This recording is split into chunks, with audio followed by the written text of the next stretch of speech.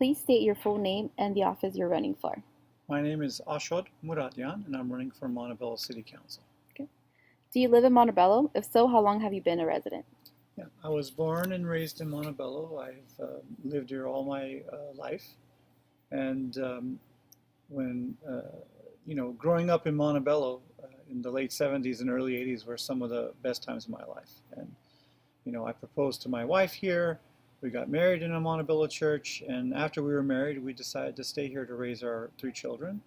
And since that time, we've bought a home, and I established my law practice here. Okay. What is your current occupation? So for the past 20 years, I've been an attorney. My specialty is legal ethics, professional responsibility, and compliance. I also practice family law and civil litigation, and I do provide pro bono legal services for immigration cases, as well as DACA students and nonprofits that are serving the most vulnerable and needy in our community. Do you feel your occupation and personal life will allow sufficient time to dedicate to the office of the City Council? Um, yes. Me and my wife really took this particular question very seriously because the exact same thing was on my mind. The City Council position, I mean, nominally, it's sort of supposed to be a part-time position, right, in terms of the way it's described. But I don't look at it that way. It's something that would need all my attention. And it's how I intended that if I'm going to do this, Right. I want to do it 100%. So we didn't take this question lightly because essentially what it meant was I would not have the same amount of time to practice law. So ultimately, we both agreed that if I'm going to do this, and that if I'm honored enough to be elected by my fellow residents, that I'm going to convert my practice into a part-time practice and dedicate as much time as possible to just being city council, as well as, but that for me includes not just going to meetings. It would include all the meetings I'm going to be taking with other officials or other expert advice I might be procuring, and so on and so forth, that all lead into being the best possible councilperson I can be. Good. Have you been involved in any community work such as clubs, organizations, events, or volunteer service? If so, how long have you been dedicating your time to these services? Yeah, so I've been involved in a number of charitable and service clubs in Montebello, including the Kiwanis, the Armenian Relief Society, the Montebello Police Officers Association, the Montebello Firefighter Association, Friends of the Montebello Unified School District, the Beverly Hospital Foundation, Citizens Patrol. Both me and my wife took the Citizens Patrol class, and we're certified as Citizen Patrol members. As well as currently I am on the Board of Trustees of the Montebello Holy Cross Church, and I'm the Vice President of the East Los Angeles Community College Foundation. And the way it's worked out is that I dedicate, depending on the need of that particular month, some months I do much more dedication of my hours than others, but it generally works out to be something between 30 to 60 hours a month.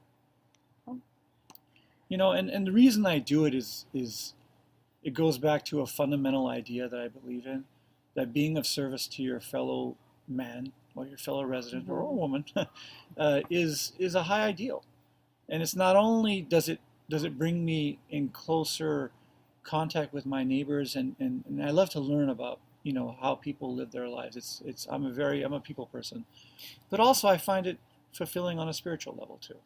So that's why I've really and my wife can attest to this, I spend lots of hours doing things outside of my professional work.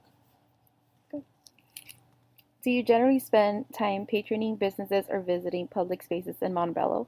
If so, which businesses or locations do you enjoy? Yeah, well, I'm a big foodie. I love trying out new kinds of food and also different takes on traditional food.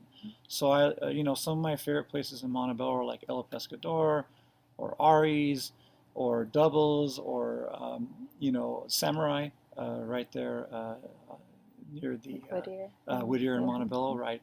But also like BJ's in the mall and Ordonez, for late nights. But also I like going to Ranch Market on 18th Street, the Montebello Ranch Market, because we like, organic food as well. That's more of a shopping experience, but they also have a deli there, so you Oh, can get sandwiches and stuff. And I love coming to the duck pond here at Bicknell Park as well. Although there aren't always ducks there anymore. But when I was growing up, it was a big thrill for us to feed the the ducks duck. the little pieces of bread or what have you. What motivates you to want to dedicate your time and energy to serve, guide, and protect the residents of Montebello?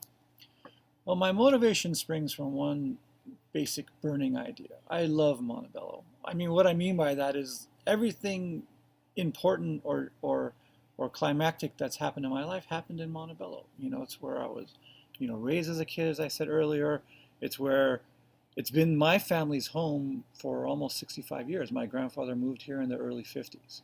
So and as an Armenian, as you may or may not know, we suffered a terrible tragedy at the beginning of the 20th century, and our people were killed. And the lore in my family is that my family lived in the same part of historic Armenia for almost 1,000 years. We were bread makers and priests, if you can believe that. Wow. So there was a whole, when I imagine it, there was a whole history and a connection to a place Mhm. that is lost from me. I know some basic details that we lived. Our village had a river running through it, but I always felt this sense of loss. And growing up in Montebello, in some small way, has replaced that. It's given me the ability to say to my son or my daughters, you know what? Yeah, when I was a kid, I used to play at Grant Ray AAA baseball, or I cruised Whittier Boulevard, and whatever it might be, there's a sense of connection, and Montebello gave me that, and so I just really start from there that my town isn't what it was, it isn't the town that I grew up in, but it has so much potential. It could really be a hub of activity and fun and I imagine Whittier Boulevard, if we do it right, one day turning into like a mini Old Town Pasadena.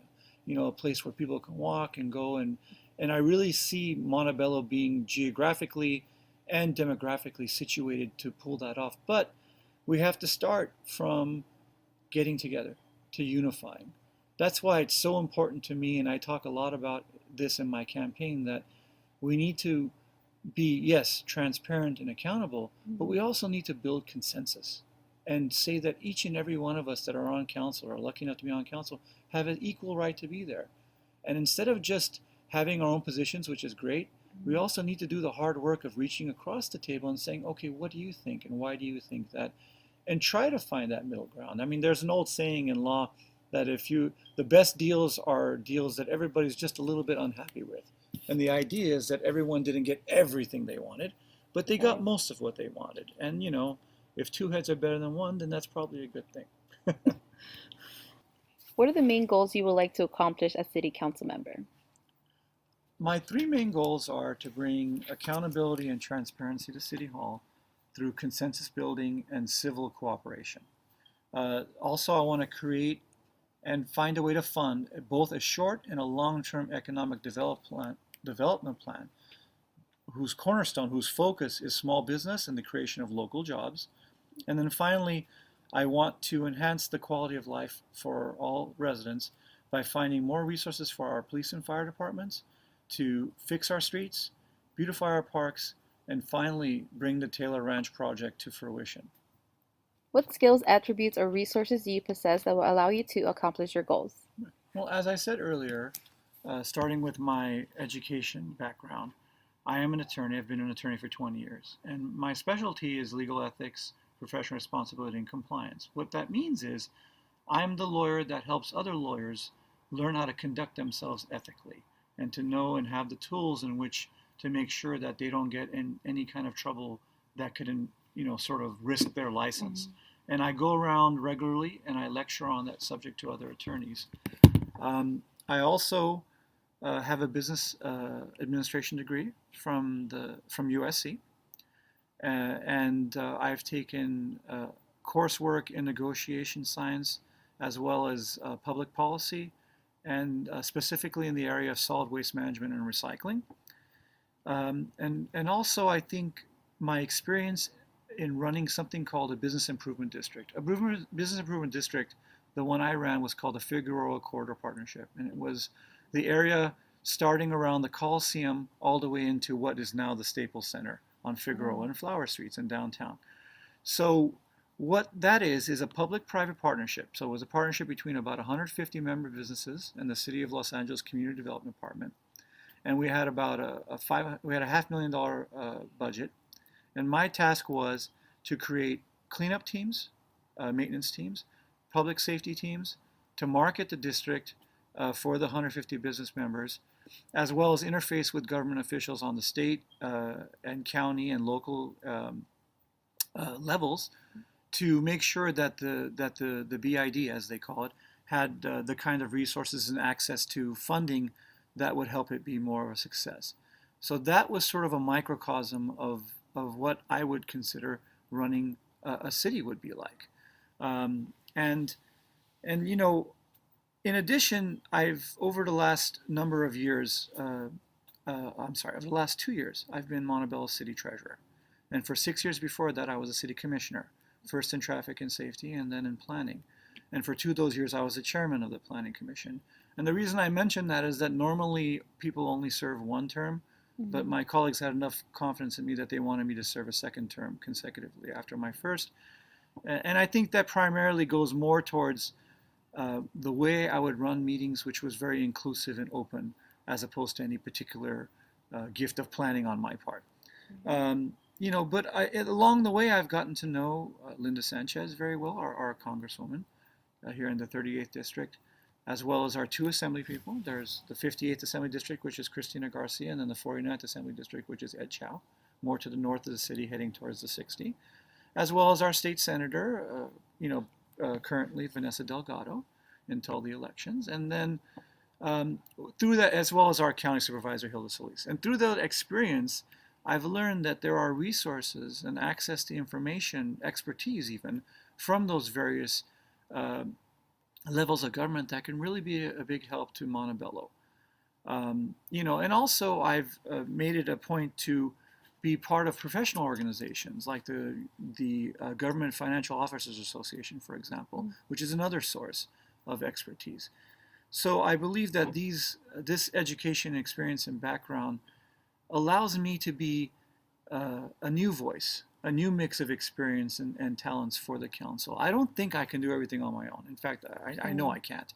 But I really believe, and I'm going to work as hard as I can to be part of the team that can really save our city. Good.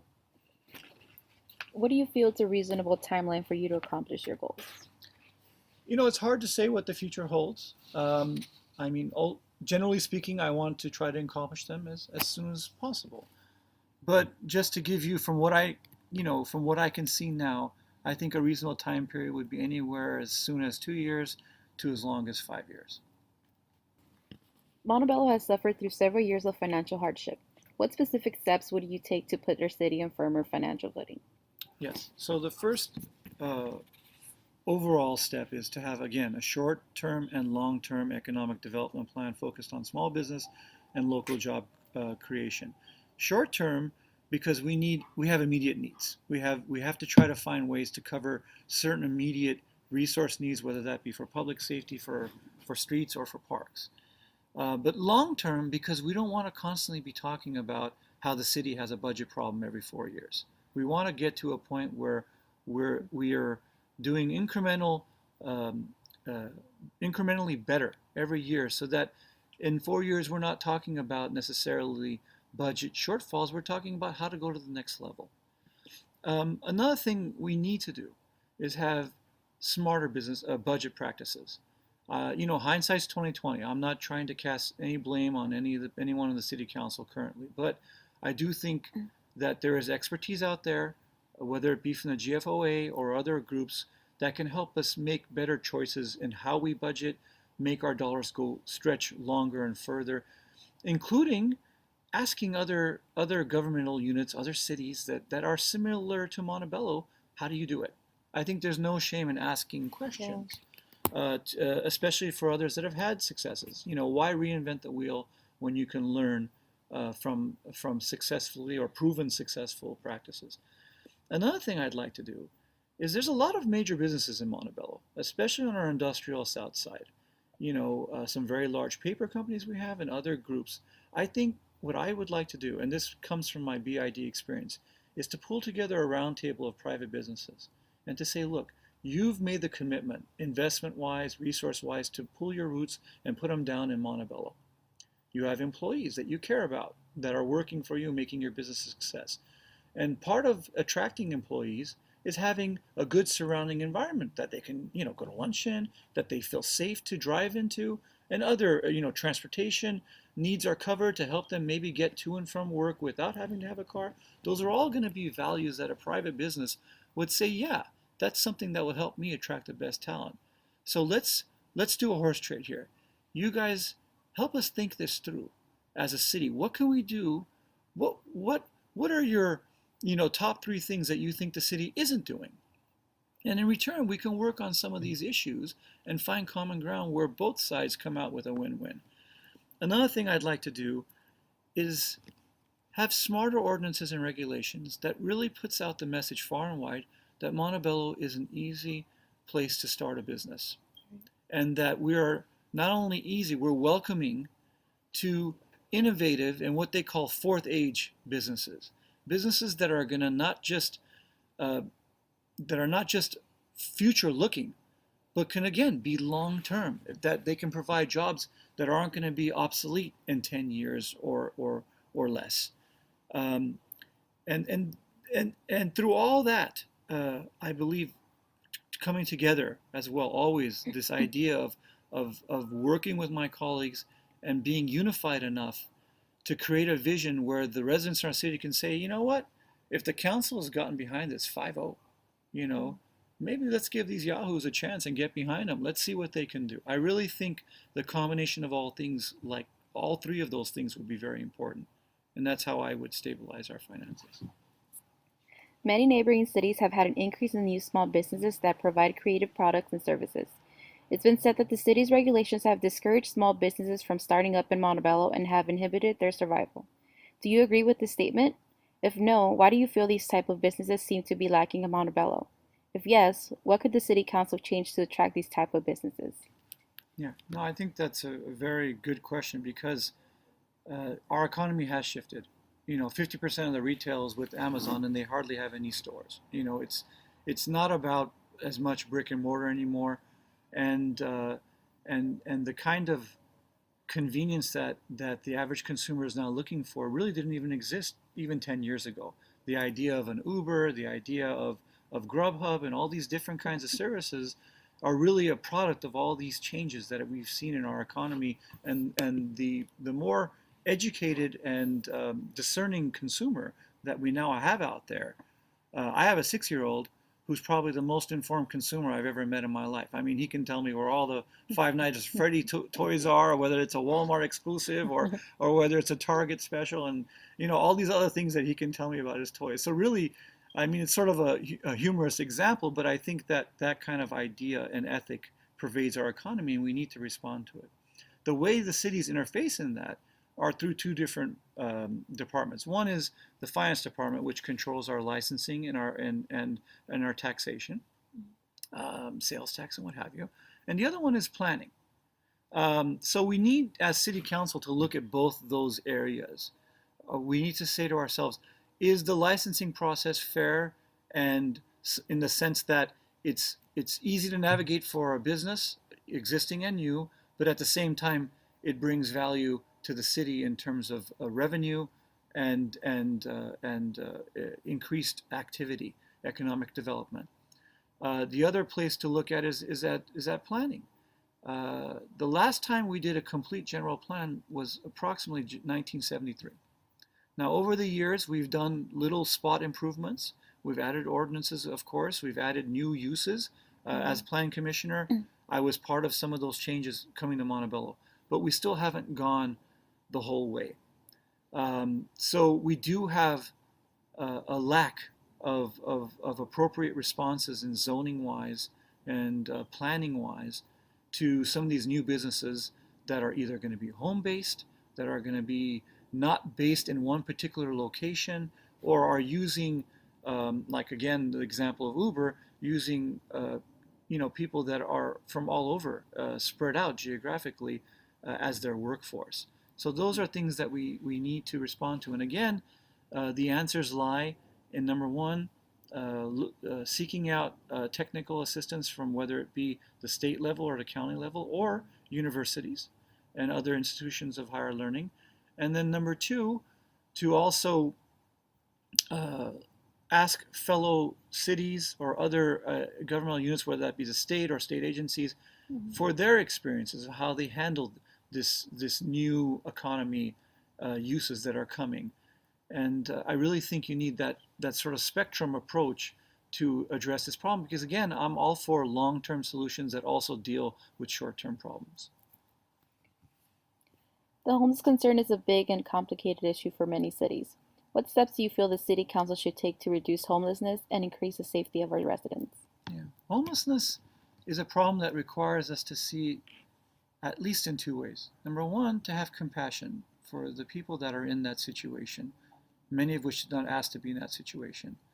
Um, and it's a very serious problem. And then, but number two, on the other side, is that there needs to be a respect for the quality of life that our residents expect from their city, as well as respect for our laws that govern these. Whether you can camp out on a street or other activities that sort of cross over to the homelessness issue.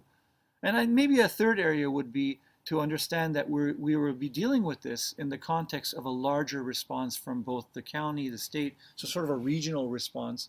And really, it's a national concern.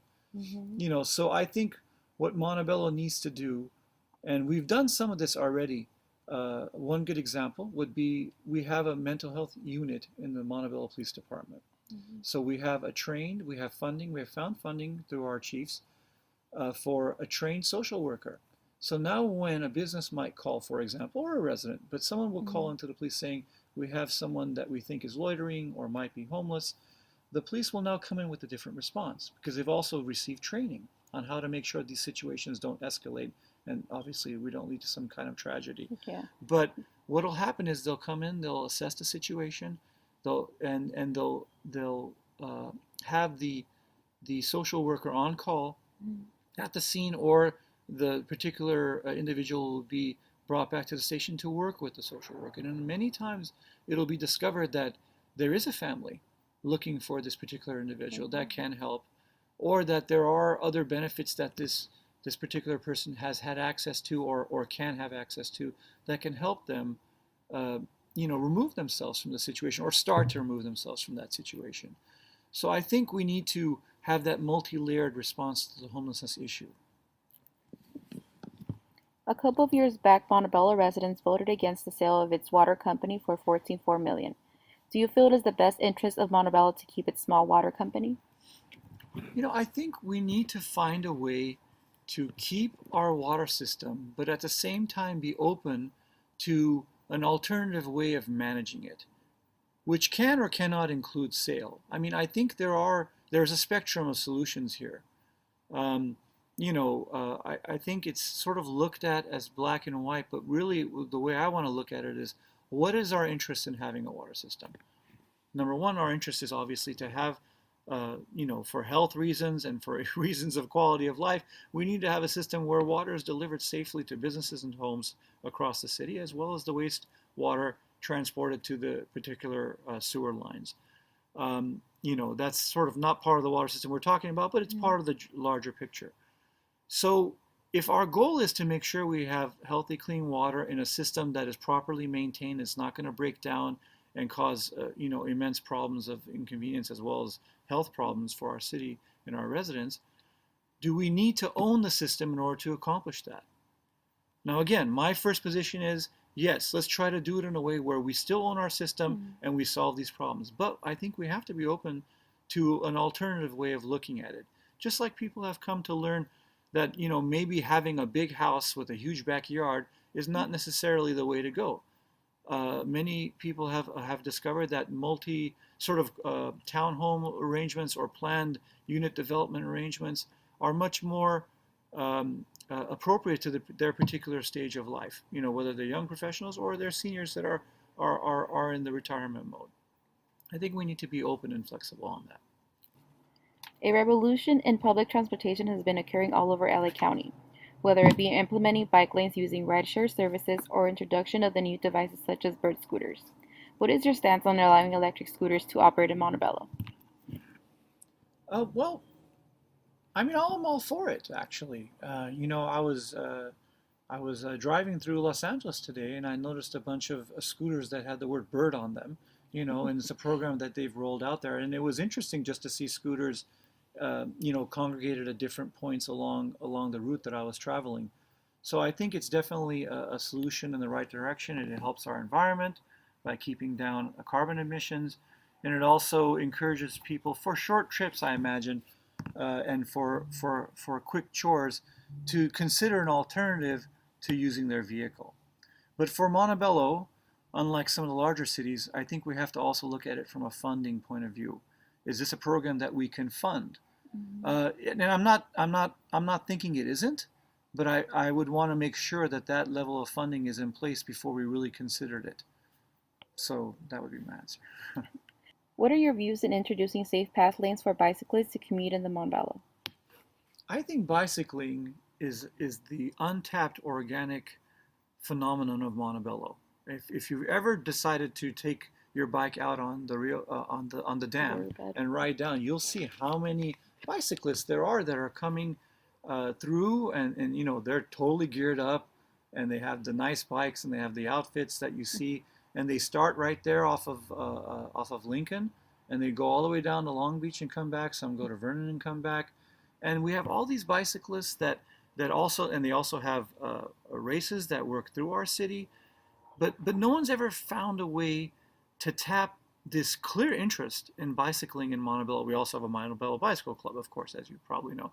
But no one's ever been able to tap into this organic, natural now phenomenon that exists in Montebello and bring it somehow into the city. Is there a way that we can say to ourselves, can we divert or can we provide a path for bicyclists who are going up and down the dam or along the canal to maybe turn down into a street in Montebello, stop and have lunch, let's say, or maybe have an area where a bike shop can naturally spring up, where people who are riding bikes can turn in and find that. And I think bike paths is a way of showing that bicyclists are welcome, because really bicycles aren't always respected on the road, and people don't always see them. I don't think people are out to hurt bicyclists, but I think there needs to be a raising of awareness that we share the road with a number of types of transportation, including pedestrians, of course.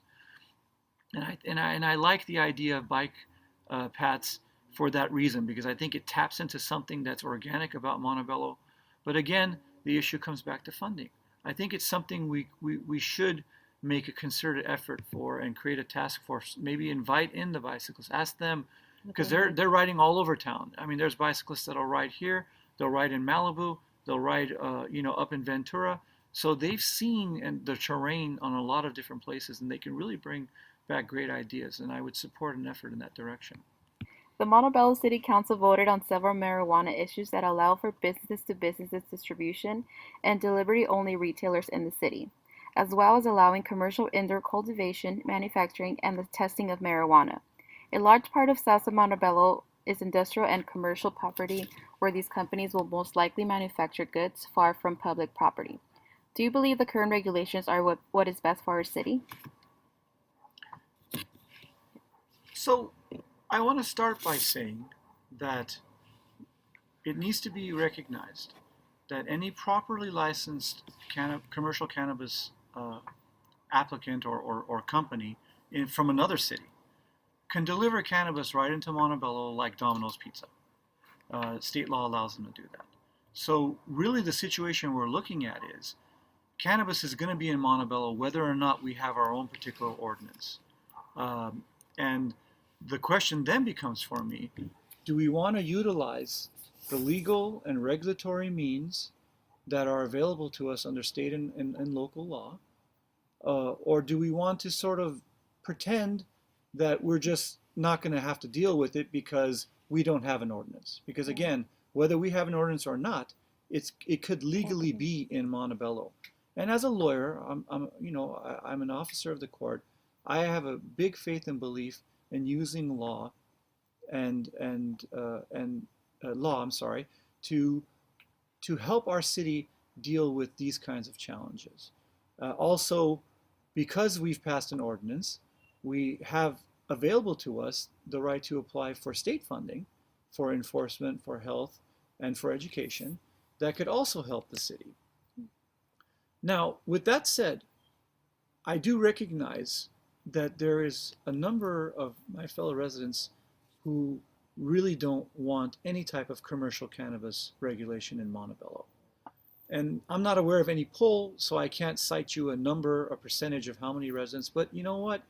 Enough of them have said that they have an issue with this, that I take it seriously. So my response would be to say, let's find a middle ground. Why don't we start with a pilot program? Instead of looking at the 38 or 37, whatever it is, number of applicants that are sitting out there right now, why don't we just say, let's start with one, two, maybe three, and just go through the process with them, and then we can see how do things turn out. And if it turns out there are adjustments that we need to make, or if it turns out that it's something that we don't want to do because it has issues and consequences we couldn't have foreseen, then it's not so far gone that we can't pull back or we can't make adjustments. So I think that's the best way to handle it without putting our heads in the proverbial sand and just try to pretend that we don't have to deal with this situation, because this situation calls for a response. It doesn't call for to just ignore that it exists. Being that these marijuana topics are so controversial, do you feel it is best for the City Council to make the final decision on these matters, or give the vote to the people of Montebello? That's a very good question, because it goes right to the root of what does it mean to be a councilman. Because I believe on the one hand, those that are honored enough to be elected are there to make these kinds of decisions, and that they shouldn't shy away from deliberating about them, discussing them, really working them over, and making a decision in the best of their ability to make. Although I still recognize there are some issues that so transcend the city council that perhaps the best response is to put it out to the public. I think at this point, it is something that can be dealt with at the council level. And I think it's incumbent on any council member to wrestle with this issue, because that's the responsibility they asked for and that they were given by the voter.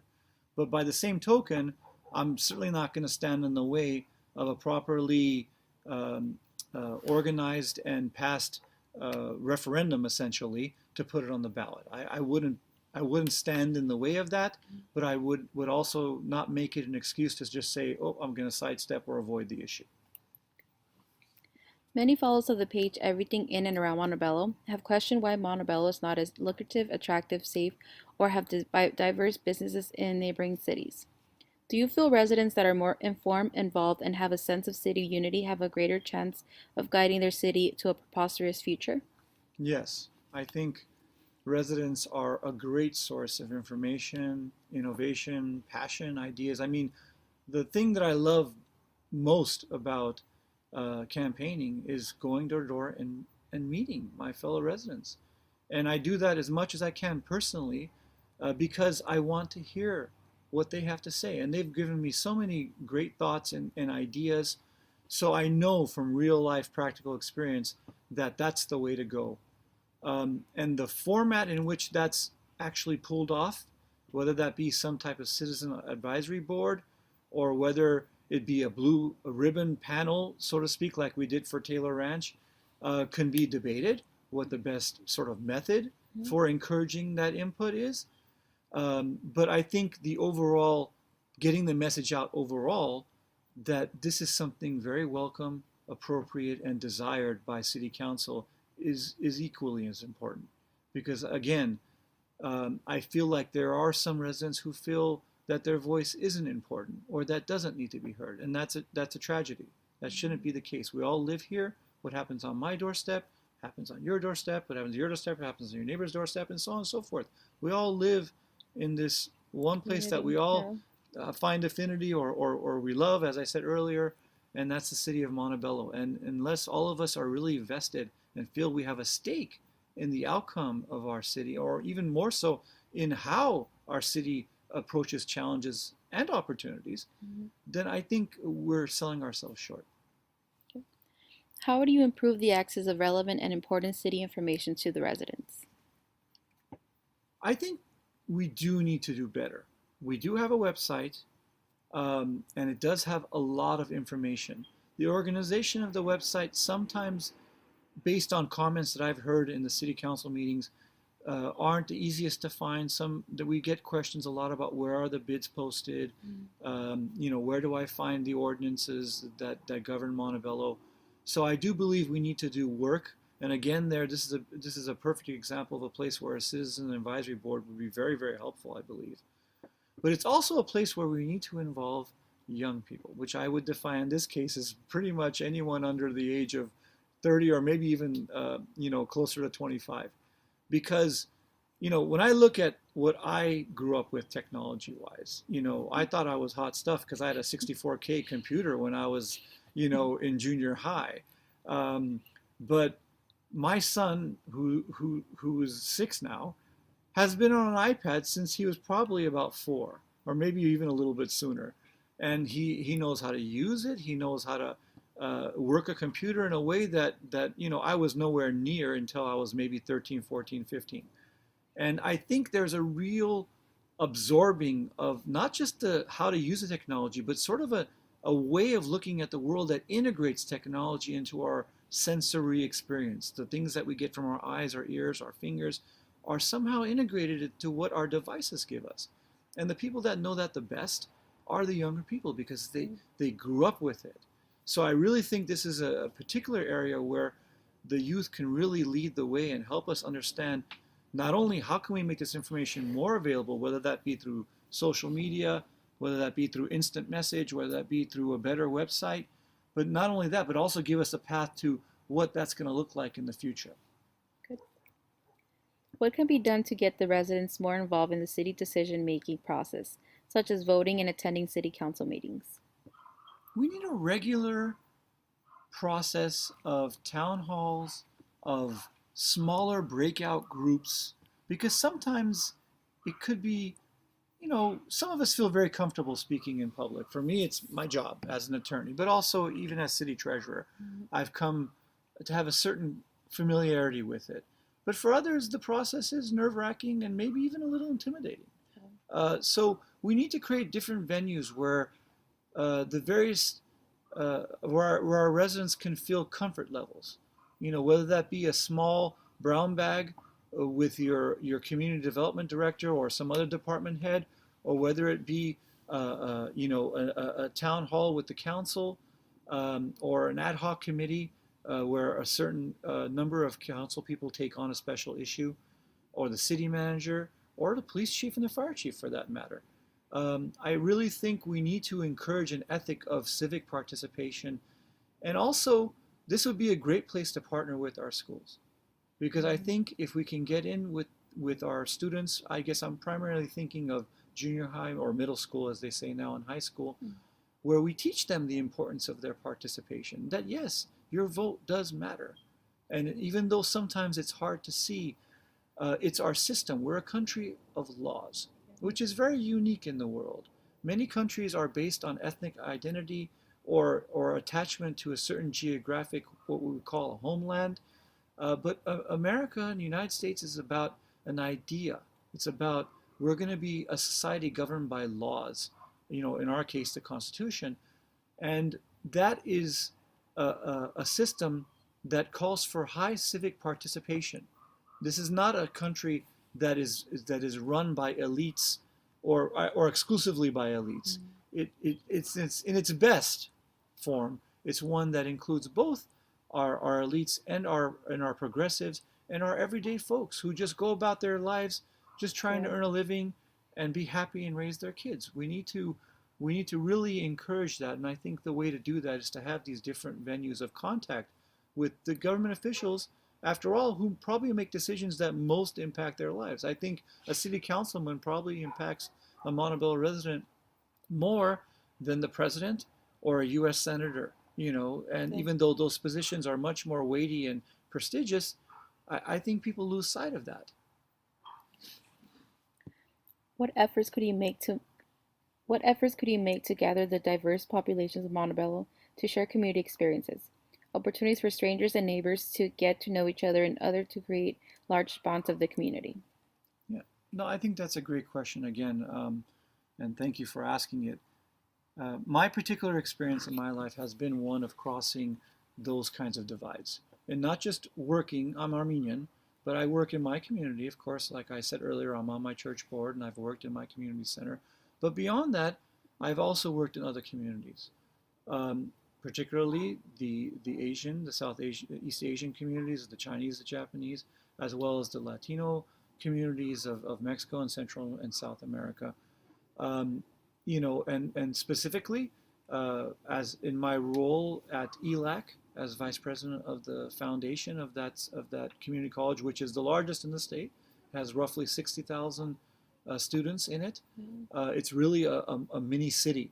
Uh, but we have many, many issues that I think a lot of people don't realize. We have Mm. student homelessness.